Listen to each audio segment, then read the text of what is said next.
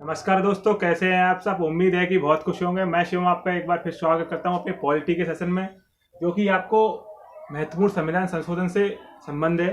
मतलब महत्वपूर्ण संविधान संशोधन कौन कौन से हुए, काफ़ी एग्जाम में पूछे जाते हैं कि संशोधन वाले जो महत्वपूर्ण संशोधन है, मैं उनको आपको एक लिस्ट के टाइम में पढ़ाऊंगा। जैसे कि आपको लिस्ट बना दी, इससे आपको याद करना आसान हो जाएगा। या आपको याद करना आसान हो जाएगा तो आप क्वेश्चन भी बना लेंगे। पेपर जब आएगा तो आप क्वेश्चन भी बना लेंगे, उसमें आप क्वेश्चन बना लेंगे तो आप पास भी हो जाएंगे।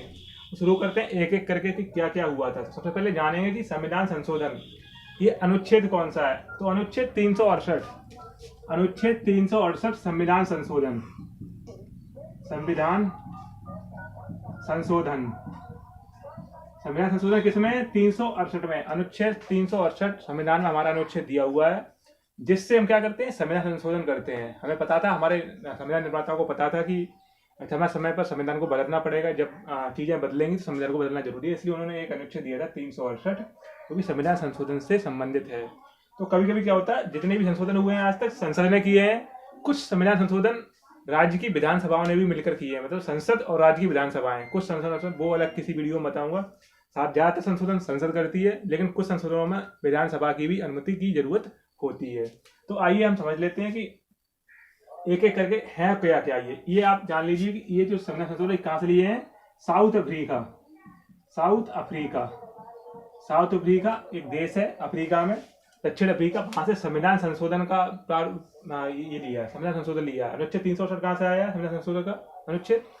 साउथ अफ्रीका, मतलब दक्षिण अफ्रीका से संविधान संशोधन का अनुच्छेद आया है। क्या आया संविधान संशोधन का? ये जो संविधान अपने में डाला है, ये उद्देश्य। तो संविधान संशोधन कहाँ से आया? South Africa. संविधान संशोधन साउथ अफ्रीका। उसका चलते हैं नंबर 1 पे। तो प्रथम संविधान संशोधन, एक तरफ मैंने संविधान संशोधन के वर्ष लिख दिए, एक तरफ विशेषता में क्या क्या संशोधन हुए थे।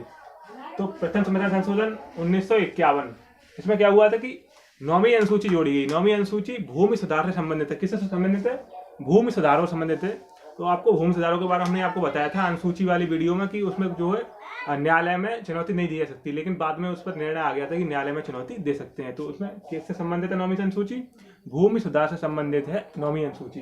तो प्रथम संविधान संशोधन में 9वीं अनुसूची जोड़ी गई।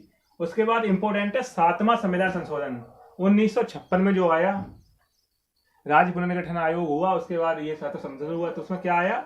2 या 2 से अधिक राज्यों के लिए एक हाई कोर्ट हो सकता है। मतलब जरूरी नहीं है कि एक राज्य में एक हाई कोर्ट उपलब्ध हो, कभी कभी 2 या उससे अधिक राज्यों को मिलाकर एक हाई कोर्ट बना देते हैं कि जैसे कि उससे खर्चा ज्यादा ना हो। तो एक 2 राज्य होंगे, हाई कोर्ट एक ही होगा, इस तरीके से होता है। और एक भी हो सकता है, जैसे उत्तर प्रदेश का तो एक अलग से है। तो 2 या 2 से अधिक राज्यों के लिए एक ही हाई कोर्ट, मतलब कॉमन हाई कोर्ट हो सकता है। ये कब आया? 7वां संविधान संशोधन 1956 में लागू हुआ। उसके बाद राज्यों की वर्गों की समाप्ति। पहले आपने देखा होगा राज्य जो है एक वर्ग में होते थे, का खा गा घा, 4 वर्गों में राज्य थे। तो कुछ देसी राज्य थे, मतलब जो राजा महाराजाओं के राज्य उन्होंने अपने अलग ले लिया, देसी रियासतें। और उसके बाद अलग अलग प्रकार के राज्य थे। एसटी राज्य अलग थे, अपने इधर उत्तर भारत के राज्य अलग थे। तो उनके वर्गों की समाप्ति, का खा गा गाड़ा, कुछ भी राज्य नहीं रहे, एक तरीके से राज्य हो गए, सब संविधान के अनुरूप चलने लगे। कोई वर्ग की समाप्ति, मतलब राज्यों में जितने वर्ग थे सारे समाप्त कर दिए। उसके बाद 36वां संविधान संशोधन। 36वां संविधान संशोधन के बारे में एक आप महत्वपूर्ण फैक्ट समझ लीजिए कि सिक्किम, सिक्किम, सिक्किम को 22वां राज्य बनाया गया। कौन सा? 22वां राज्य सिक्किम। 36वां संविधान संशोधन 1970, सिक्किम को 22वां राज्य बनाया गया भारत का। उसके बाद 42वां संविधान संशोधन। 42वां संविधान संशोधन क्या होता है? 42वां संविधान संशोधन का मतलब है कि इसको कहते हैं मिनी कॉन्स्टिट्यूशन। 42वां संविधान को क्या कहते हैं? Mini constitution. Mini, mini constitution, constitution मतलब मिनी का मतलब लघु, लघु संविधान, लघु संविधान। इसको याद रख लीजिएगा, 42वें संविधान संशोधन को लघु संविधान कहते हैं। क्योंकि लघु संविधान क्यों कहते हैं? क्योंकि इसमें इतने इतने ज्यादा संशोधन कर दिए, इतने ज्यादा संशोधन कर दिए, मतलब ये एक छोटा सा संविधान के जैसे इतना बड़ा सा हो गया, संविधान की तरह ही एक छोटा सा संविधान हो गया। तो इसको हम क्या कहते हैं? लघु संविधान। 42वें संविधान संशोधन लघु संविधान। इसमें क्या हुआ? 10 मूल कर्तव्य, 10 मूल कर्तव्य, 10 मूल कर्तव्य जोड़े गए। 42वें संशोधन क्या हुआ? 10 मूल कर्तव्य जोड़े गए। उसके बाद अनुच्छेद 51 का 10 मूल कर्तव्य कहां पर है? अनुच्छेद 51 का और भाग भाग कौन सा है? 4 का, भाग 4 का, भाग 4 का, मूल कर्तव्य 10 जोड़े गए। लेकिन अभी फिलहाल में कितने हैं? 11। लेकिन जब संशोधन हुआ तो कितने जोड़े गए? 10। 11वां कब जोड़ा गया? 11वां मूल कर्तव्य, 11वां मूल कर्तव्य कब जोड़ा गया? 86वां संविधान संशोधन, 86वां कॉन्स्टिट्यूशनल अमेंडमेंट 2002, इसमें 11वां मूल कर्तव्य जोड़ा गया। तो फिलहाल मूल कर्तव्य कितने हैं? 11। तो 10 पहले मूल कर्तव्य थे हमारे, जो कि हमारे 42वें संविधान संशोधन में जोड़े गए। उसके बाद हमने 11वां जोड़ा 86वें संविधान संशोधन में, जो कि 2002 में था। तो ये 86वें संविधान संशोधन हुआ और मूल कर्तव्य 11 मूल कर्तव्य हो गया। और किसके समिति में जोड़ा गया? स्वर्ण सिंह समिति, आप याद रखिएगा। स्वर्ण सिंह समिति की सिफारिश पर कौन सा जोड़ा गया? 11वां मूल कर्तव्य, जो कि 2002 में 86वें संविधान संशोधन में जोड़ा गया। ये उम्मीद है कि आपको समझ में आ गया होगा। उसके बाद चलते हैं नेक्स्ट पे, नेक्स्ट पे चलते हैं हम। तो इसमें और क्या क्या जोड़ा गया? तो पंथ निरपेक्ष, अखंडता, समाजवादी, पंथ निरपेक्ष, अखंडता, समाजवादी, इन तीनों शब्दों को हमारी प्रस्तावना में जोड़ा गया है। कौन शब्दों को? पंथ निरपेक्ष, अखंडता, समाजवादी, 3 शब्दों को हमारी प्रस्तावना में जोड़ा गया। कब? 1976-42 में संविधान संशोधन। देख रहे हैं ना कितने संशोधन कर दिए इसमें। तो पंथ निरपेक्ष, अखंडता, समाजवादी, ये आपको याद रखना है। तीनों शब्द कई एग्जाम में बार बार पूछे जा रहे हैं ये क्वेश्चन, तो आपको याद रखना जरूरी है। इस पर आप क्वेश्चन MCQ भी लगाइएगा, तब भी आपको ये क्वेश्चन मिल जाएंगे। उसके बाद चलते हैं हम, बहुत ही इंपॉर्टेंट है कि शिक्षा, वन्यजीव, शिक्षा, वन और वन्यजीव, नापतौल, ये सब कहां पर डाल दिए गए? इनको सबको हमने कहां डाल दिया? इनको सबको डाल दिया समवर्ती सूची में। किसमें डाल दिया? समवर्ती सूची में। शिक्षा क्या था? पहले राज्य सूची का विषय था, शिक्षा राज्य सूची का विषय था, लेकिन इसको हमने किसमें डाल दिया? समवर्ती सूची में, जिस पर आप राज्य और केंद्र दोनों नियम कानून बना सकते हैं। हालांकि वो बात अलग है कि अगर केंद्र और राज्य का कानून आपस में टकरार लेगा तो केंद्र का कानून मान्य होगा, ये आप बात समझ लीजिए। उसके बाद चलते हैं नेक्स्ट चलते हैं यहाँ पर, नेक्स्ट चलते हैं हम लोग। 44वां संविधान संशोधन 1978। इसमें क्या हुआ? राष्ट्रीय आपातकाल की स्थिति में, जब राष्ट्रीय आपातकाल लगा दिया, इंदिरा गांधी की सरकार थी, आप लोगों को पता है, तो इमरजेंसी लगा दी गई थी। तो उसमें एक शब्द था आंतरिक विद्रोह। राष्ट्रीय आपातकाल में आंतरिक विद्रोह एक शब्द था, जिसके कारण उन्होंने क्या लगा दी? आंतरिक विद्रोह का इमरजेंसी। तो इस शब्द को बदलकर क्या कर दिया? सशस्त्र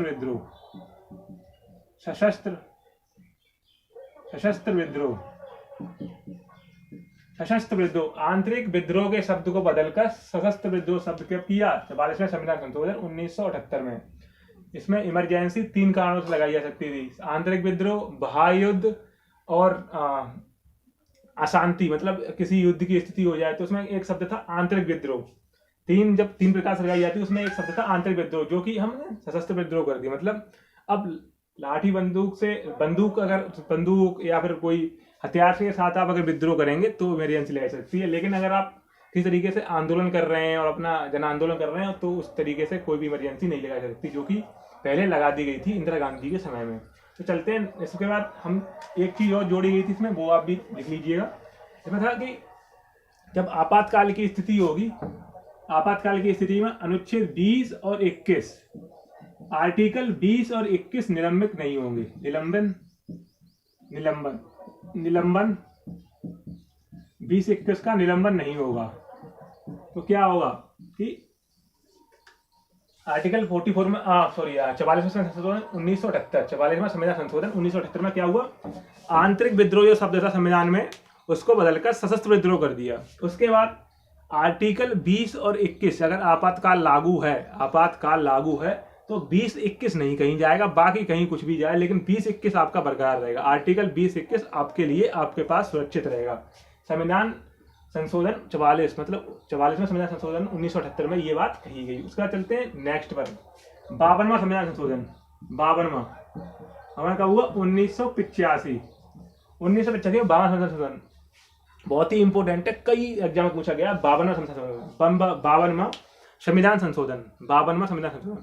तो पहले क्या होता था कि जो भी पार्टी जीत के आया और उसे लगा कि भैया हमारे इसमें काम नहीं चल रहा है, घोटालाबाजी नहीं कर पा रहे हैं और भ्रष्टाचार नहीं कर पा रहे हैं, तो उसने क्या किया, टिकट बदल के अपना उससे इस्तीफा दे दिया और दूसरी पार्टी में घुस गया जीतने के बाद। तो इस कानून को रोकने के लिए कानून लाया गया, दल बदल कानून, और संविधान में 10वीं अनुसूची जोड़ी गई। तो किसके माध्यम से जोड़ी गई? 52वां संविधान संशोधन 1985 से क्या जोड़ा गया? 10वीं अनुसूची। 10वीं अनुसूची, 10वीं अनुसूची अनुसूची अनुसूची को जोड़ा गया, जो कि किससे संबंधित है? दल बदल कानून से संबंधित है। क्या? 10वीं अनुसूची, जो कि 52वें संशोधन में जोड़ा गया। उसके बाद एक इंपॉर्टेंट संविधान संशोधन आता है 61। ये कब हुआ आपका? 1979। 1979 में 61वां संविधान संशोधन, जो कि राजीव गांधी के समय में हुआ था। राजीव गांधी आपका पता है युवा प्रधानमंत्री थे, तो उन्होंने कहा भैया स्मार्ट थे, तो उन्होंने सोचा कि वोटर की अगर उम्र घटा देंगे तो लोग जवान बच्चे आएंगे तो वोट डालने चले आएंगे। तो क्या किया उन्होंने? 21 वर्ष से घटाकर 18 वर्ष, 21 वर्ष से घटाकर 18 वर्ष क्या कर दिया? वोट डालने की उम्र को कब किया? 61वें संविधान संशोधन 1989, राजीव गांधी के समय में। कब? राजीव गांधी के समय में। उसमें चलते हैं नेक्स्ट चलते हैं। उसके बाद हम 69 संविधान संशोधन। 69 संविधान संशोधन किससे रिलेटेड है? दिल्ली, मतलब दिल्ली यूटी। दिल्ली में किस प्रकार शासन लागू होगा, मतलब यूटी में क्या चीज चलेगी और किस प्रकार का रीजन होगा, यूटी में कितना एरिया रहेगा, क्या होगा, सब दिल्ली संबंधित है। किससे? इतना आप समझिए कि दिल्ली संबंधित है। दिल्ली यूनियन क्षेत्र है, जो कि विधानसभा जिसमें दिल्ली में है। तो 69 किससे संबंधित है? दिल्ली। 69 संविधान संशोधन किससे संबंधित है? दिल्ली, जो कि 1991, ये आप याद रखेंगे, 1991 में हुआ था। उसके बाद चलते हैं नेक्स्ट, हम उसको हटा देते हैं। उसके बाद चलते हैं नेक्स्ट। आपने 69 तक पढ़ लिया था। उसके बाद चलते हैं नेक्स्ट इंपोर्टेंट के पास। इंपोर्टेंट नेक्स्ट है 73वां संविधान संशोधन, वेरी इंपोर्टेंट। 73वां, जो कि 1992 में लाया गया और लागू हुआ 1993 में। 73वां संविधान संशोधन 1992 किस समय थे? पंचायती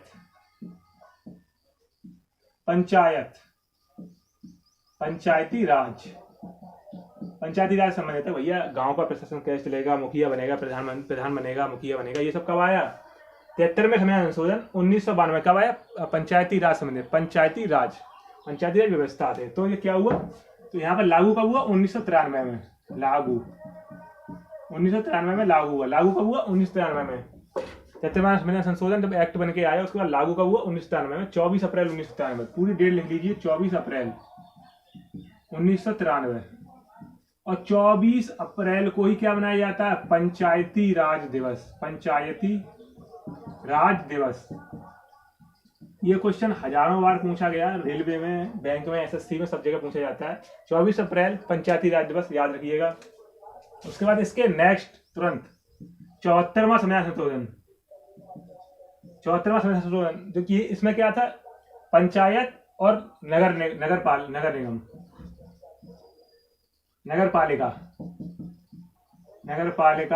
निगम, इस तरीके से, मतलब शहरी प्रशासन। पंचायत, म्युनिसिपलिटी, अंग्रेजी में लिख लीजिए म्युनिसिपलिटीज।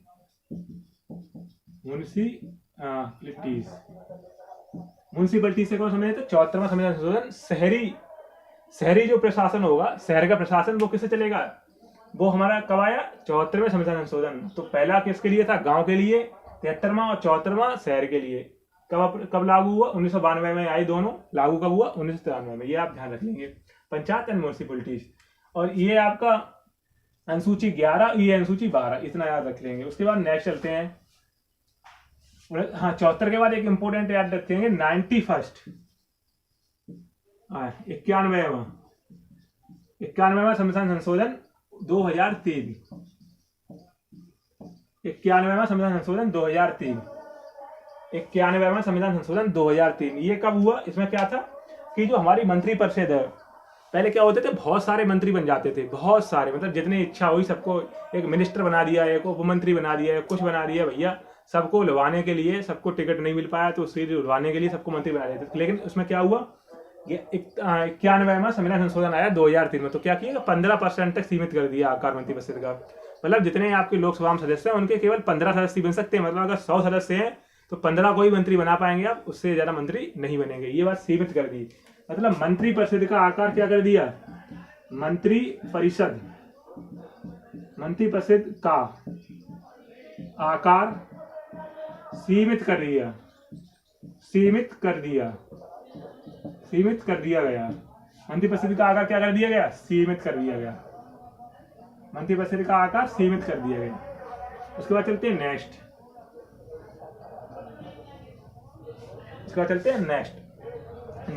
एक और इम्पोर्टेंट याद रख लीजिए, 101। ये कब आया, ये आपका किस संबंधित है, GST, goods and service tax.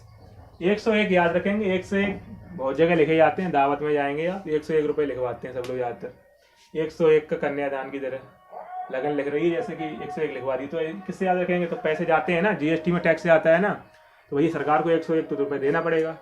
कहने का मतलब 101 देना पड़ेगा, याद करने के लिए, वो तो अपने हिसाब से होता है कितना किस पे टैक्स लग रहा है। तो 101वां संविधान संशोधन GST, goods and service tax, ये आपको याद रखना है। तो उम्मीद है कि मैंने सारे इंपोर्टेंट पढ़ा दिए हैं। इसके बाद एक और रह गए हैं इंपोर्टेंट, 3 संविधान संशोधन इंपोर्टेंट बचे हैं। एक तो आपका है 21वां, एक 71वां, उसके बाद एक और है कोई उस 92वां संविधान संशोधन। इन तीनों को हम अलग किसी वीडियो में पढ़ाएंगे क्योंकि वो बहुत बड़े हैं और उनको आपको अलग से पढ़ाएंगे तो उसका कॉन्सेप्ट आपका क्लियर हो जाएगा। तो उम्मीद है ये सारे आपको समझ में आ गए होंगे, इससे पहले मैंने आपको बताए। तो वीडियो को पसंद आई है तो शेयर कीजिएगा और उसके बाद लाइक तो जरूर करिएगा और चैनल को सब्सक्राइब कर लो। यार कुछ नहीं जाता है, ये लाल वाला है वो ब्लैक हो जाएगा, और नोटिफिकेशन भी ऑन करिएगा। तो तब तक के लिए आप खुश रहिएगा और अपना ख्याल रखिएगा।